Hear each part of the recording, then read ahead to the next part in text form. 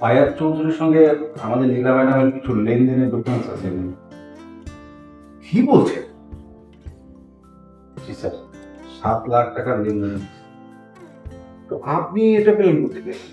Sir গতকাল reception একজন আমার নামে রেখে গেছে। গতকালই আমি আপনাকে দেখাতাম, কিন্তু যখন হাতে পেয়েছি তখন আপনি বেরিয়ে গেছে।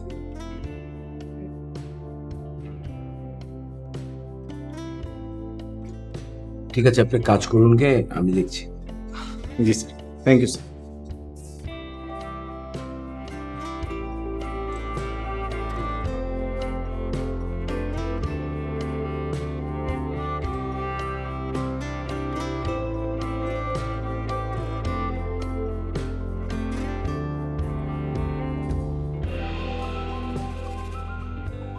ও মাই গড, আবির তো তাহলে ঠিকই বলেছে।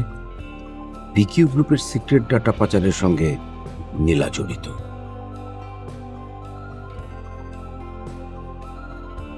দাদা ভাই, এসো। আরে নীলা তো ভয়ঙ্কর কাজ করেছে। কি কাজ করেছে? এখানে দেখো, পেপারসগুলো সব আছে। আমি কেন যে আবিরের কথা এতদিন বিশ্বাস করিনি, নিজেকে খুব বোকা বোকা মনে হচ্ছে। আহা, কি হয়েছে খুলে বলো তো। এই দেখো, 7 লাখ টাকার চেক দিয়েছে নীলাকে ফয়াজ চৌধুরী আমাদের এই সিক্রেট ডকুমেন্টগুলো পাওয়ার জন্য।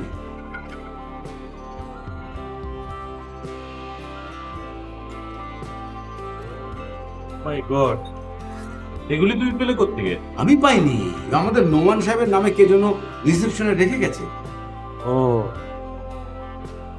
কেন যে ওই মেয়েটাকে আমি এতটা বিশ্বাস করেছি। আমার মনে হয় আবিরের কথাটা তোমার আমলে নেওয়া উচিত ছিল।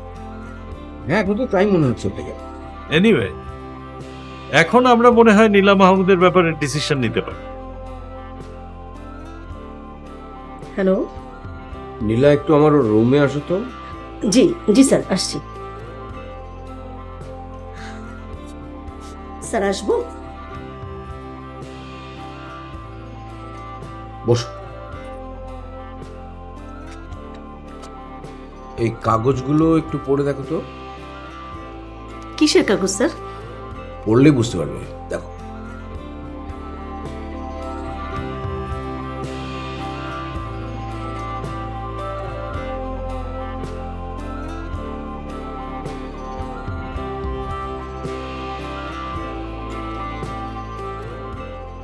কত বড় বিশ্বাসঘাতকতা করেছে তুমি কোম্পানির সাথে। স্যার, স্যার এসব এসব ষড়যন্ত্র। কেউ আমার নামে চেক Shut up! তোমাকে বিশ্বাস করাটাই আমার ভুল হয়েছিল। স্যার, আপনি আপনি আমাকে বিশ্বাস করবেন না স্যার? আমি তোমাকে আর বিশ্বাস করি না। প্লিজ প্লিজ স্যার, বিশ্বাস করুন না। Shut up! তোমাকে স্যাক করা হলো। Just get lost.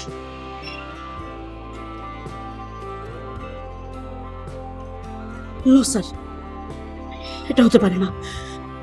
এটা কিছুতেই হতে পারে না। আপনি আপনার প্রয়োজনে, আপনার নানা কুকীর্তিতে সব সময় আপনি আমাকে আপনার পাশে থাকতে বাধ্য করেছেন।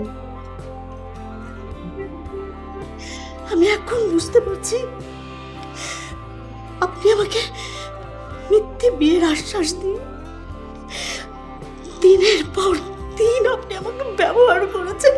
হ্যাঁ, করেছি। কি করবে তুমি? আপনার মুখোশটা আমি খুলে দেব। সোসাইটিতে আপনাকে আমি জাস্ট জিরো করে দেব। পারলে করো। করব, যাও যাও এখান থেকে। আমি অবশ্যই করব। দেখুন, আমার তো আর হারাবার কিছু নেই, তাই না? কিন্তু আপনার হারাবার আছে। ড্রিম গ্রুপের এমডির কুকীর্তির কথা সবাই যখন শুনবেন, তখন আপনাকেই সবাই থুথু দেবে, এবং আমি তা করব। আপনি তার অপেক্ষায় থাকুন।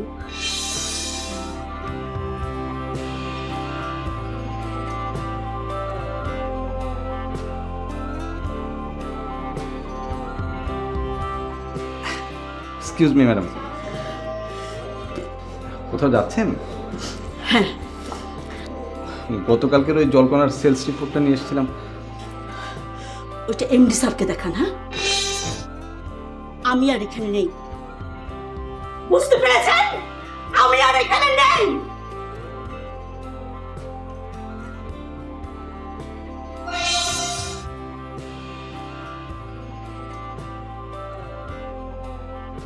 Good bye Nila Mahmud, goodbye from dream too. আপনার মুখোশটা আমি খুলে দেব। সোসাইটিতে আপনাকে আমি জাস্ট জিরো করে দেব। আমাকে তুই জিরো করবি? আমার সম্পর্কে তোর কোনো ধারণাই নাই। নিজের স্বার্থে আমি যা খুশি তাই করতে পারি। রাখবো? হ্যাঁ, আসুন আসুন। স্যার, এই কিচেন প্রোডাক্টের গতকালকে সেলস রিপোর্ট নীলা ম্যাডামকে বললাম, উনি বলেন যে আপনার কাছে দেওয়ার জন্য। বসুন, আপনার সঙ্গে জরুরি কথা আছে। জি স্যার, থ্যাংক ইউ।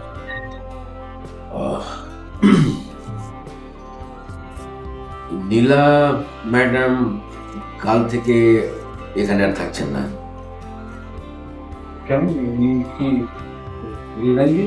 না না, ওনাকে স্যাক করা হয়েছে।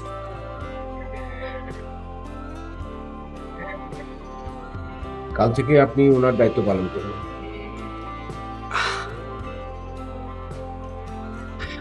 Thank you sir. ফাইলটা রেখে যান, আমি দেখে পরে জানি। জি স্যার।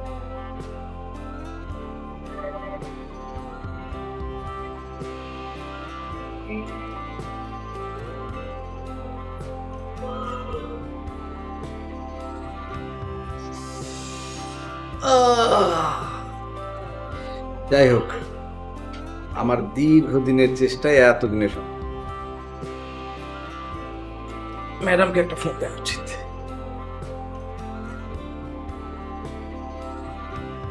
হ্যালো হ্যাঁ নোমান সাহেব বলুন।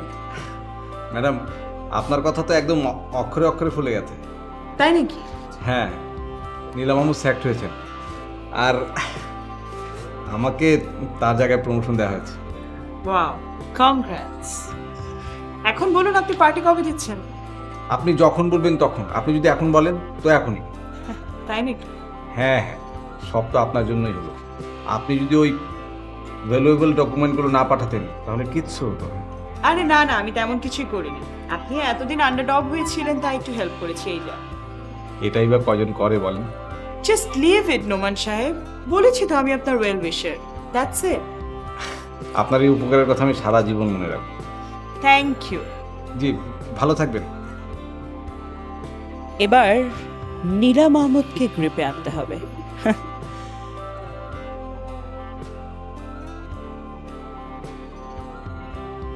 চেক আর পেপারস গুলো কে পাঠিয়েছেন স্যারের কাছে? ফায়াদ চৌধুরী না তো? ও ছাড়া আর কে পাঠাবে? ও গড, কেন যে এই লোকটাকে আমি বিশ্বাস করেছিলাম। একবার যদি লোকটার আসল উদ্দেশ্য আমি বুঝতে পারতাম। তোমার জন্য একটা গুড নিউজ আছে, একটা ব্যাড নিউজ আছে। কোনটা আগে শুনবে? গুড নিউজটা কি আর ব্যাড নিউজটা কি? ওকে, গুড নিউজটাই আগে দিই। আমি বলেছিলাম না নীলার চাকরি থাকবে না, চাকরি চলে গেছে। শিওর? ইয়েস। আর তোমার হাজবেন্ডের সাথেও এখন আর তার কোনো সম্পর্ক নেই। That's good, I am happy. এত খুশি হয়ে লাভ কি? তুমি তো আর ফিরে যাচ্ছ না। তা না যাই, তারপরও আমি খুশি। ওকে, এবার ব্যাড নিউজটা বলি। তোমার হাজবেন্ড একজন লোক ঠিক করেছে তোমাকে হত্যা করার জন্য। হোয়াট? ইয়েস, তুমি কার কাছ থেকে শুনলে? শুনেছি। তোমাকে একটু সাবধান থাকতে হবে। আমি কালই থানায় একটা জিডি করবো ওর নামে। That's better. এবং জিডিটা করার পর অবশ্যই তুমি সেটা তোমার হাজবেন্ডকে জানিয়ে দেবে, তাহলে সে সাবধান হয়ে যাবে। কারণ সে বুঝতে পারবে যে তুমি যদি কোনোভাবে খুন হও তাহলে তার সব দায় এসে পড়বে তার উপর। ওকে, টেনশন করো না, ভালো থাকো। আমি আসি।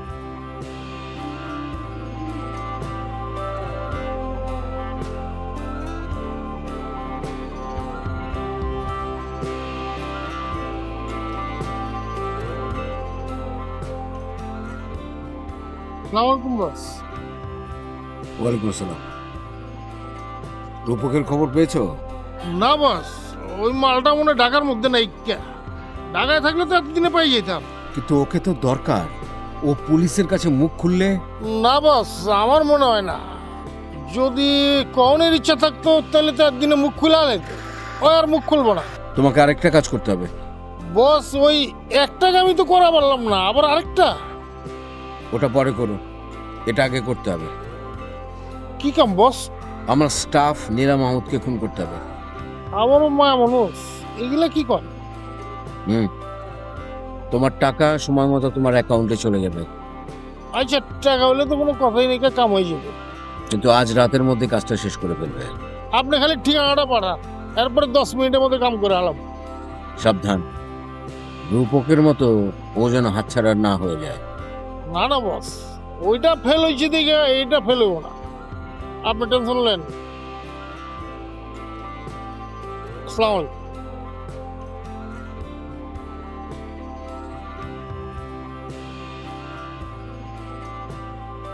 হ্যাঁ ইকবাল ভাই বলুন।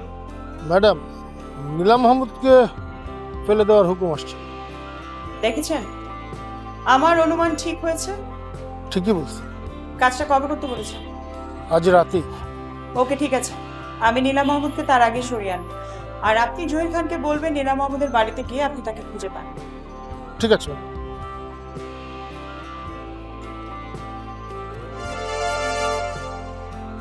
কি ব্যাপার মাহমুদ ভাই, এরকম টেন্সড দেখাচ্ছে আপনাকে?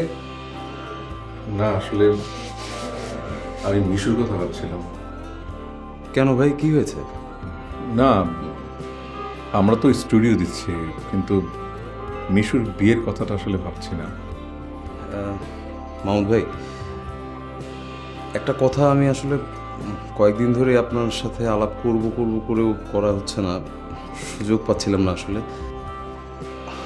একটা কথা বলি, যদি কিছু মনে না করেন প্লিজ। মাহমুদ ভাই, আমি মিশুর দায়িত্বটা নিতে চাই। নেবে? অবশ্যই, যদি আপনি অনুমতি দেন। কি বলো? অনুমতি দেব না কেন? মাহমুদ ভাই, আমি মিশুকে অনেক ভালো রাখতে পারবো কিনা জানি না, তবে আমার সবসময় চেষ্টা থাকবে ওকে যেন আমি অনেক হাসি খুশি, অনেক সুখে রাখতে পারি।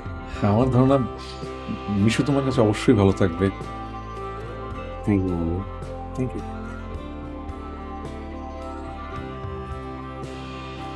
হ্যাঁ নিকিতা বলো। আপনি এখন কোথায়? বাসায়। কিন্তু বাসা তো আপনার জন্য এখন আর সেফ না। মানে? জহির খান আপনাকে খুন করার জন্য খুনি ভাড়া করেছে। হোয়াট? আজ রাতেই আপনাকে খুন করা হবে। কি বলছো এসব? ইয়েস। তুমি কি করে জানবে? আমি কিভাবে জানলাম সেটা তো বড় কথা না, জেনেছি এটাই আসল কথা। আপনি কাজ করুন, আপনি ওখান থেকে অন্য কোথাও চলে যান, অথবা আপনি আমার কাছে চলে আসুন। আই মিন আমার বাড়িতে যদি চলে আসেন তাহলে কিন্তু দ্যাটস বেটার। তুমি এখন কোথায় আছো? আমি তো অনেক দূরে আছি। তাহলে টেনশন কেন নিচ্ছেন নীলা মাহমুদ? আপনাকে আনতে আমার নিচ্ছেন, আপনি শুধু রেডি থাকবেন, একজন কি আপনাকে নিয়ে আসবে। কে আসবে? রূপক। রূপক? আপনি শুধু নামটা মনে রাখবেন, রূপক। আপনাকে গিয়ে ফোন দেবে, আপনি চলে আসুন। ঠিক আছে।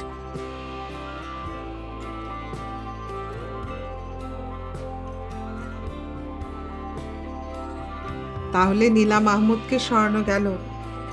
হ্যাঁ, আবির ওর ব্যাপারে ঠিকই বলেছিল, ও কোম্পানির ক্ষতি করছিল। শেষ পর্যন্ত সেটাই প্রমাণিত হলো। বিকিউ গ্রুপের ফায়াজ চৌধুরীর কাছ থেকে 7 লাখ টাকা নিয়েছে আমাদের সিক্রেট ডেটা পাচার করার জন্য। আর দেখো, জহির কিন্তু একটিবারের জন্য এই কথাটা বিশ্বাস করে। হ্যাঁ, আমার ধারণা নীলার ব্যাপারটা জেরিন জেনে যাওয়ায় জহিরা নীলার সাথে সম্পর্ক রাখতে চাচ্ছে। দ্যাটস ওয়াই ও নীলাকে সরিয়ে দিয়েছে। নইলে ও সবসময় তো নীলার পক্ষেই কথা বলতো, এবার কিন্তু তা করেনি। তুমি তো ভেবেছিলে জেরিন চলে গেছে আর নীলা আসছে। হ্যাঁ, সম্ভাবনা তো সেরকমই ছিল। নীলার কেলেঙ্কারি ধরা না পড়লে হয়তো ওই এই বাড়িতে আসতো। এনিওয়ে, এখন জেরিনকে ফিরিয়ে আনার উদ্যোগ নিতে হবে। কি এত কিছুর পরে তুমি এটা ভাবছো? হ্যাঁ, ভাবছি, কারণ বাবা বেঁচে থাকলেও হয়তো এইরকমই ভাবতো। তুমি আবার জেরিনের কাছে অপমানিত হতে চাও? না না, আমি জেরিনের সাথে কথা বলতে যাবো কেন? জহিরকে বলবো ওকে ফিরিয়ে আনো। কিন্তু আমার মনে হয় না জহির জেরিনকে ফিরিয়ে আনবে।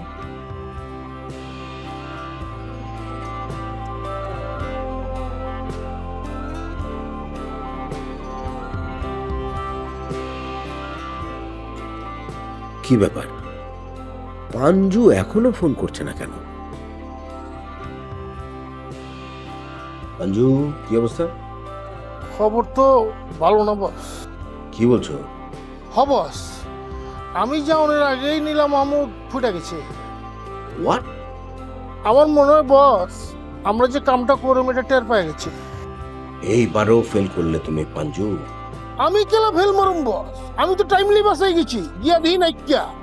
আপনি কোনো টেনশন করেন না, আজকে পাই নাই কি আরেকদিন পাবো তখন ফালাই দেবো। আরে টেনশন করবো না মানে? পরপর দুটো কাজ তুমি ফেল করলে। আপনি কোনো টেনশন করেন না বস, মনে করেন নীলা মাহমুদ শেষ হয়ে গেছে। ঠিক আছে, আমি রাখছি। আসসালামু আলাইকুম বস।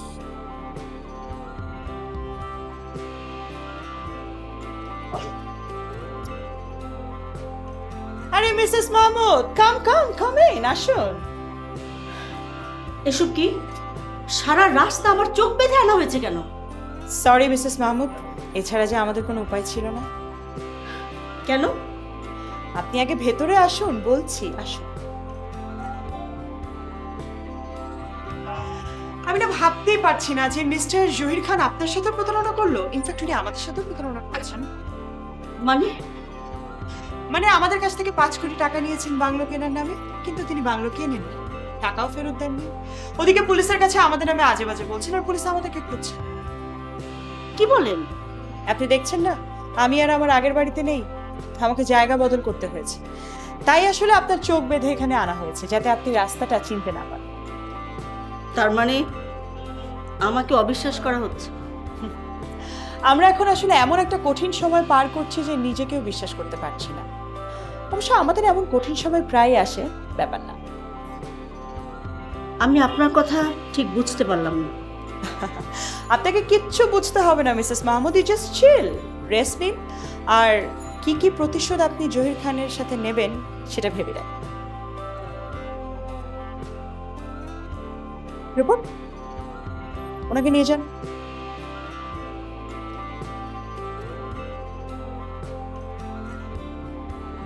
জহির আমাকে খুন করার জন্য দাদাভাই একটা কিলার ভাড়া করেছে।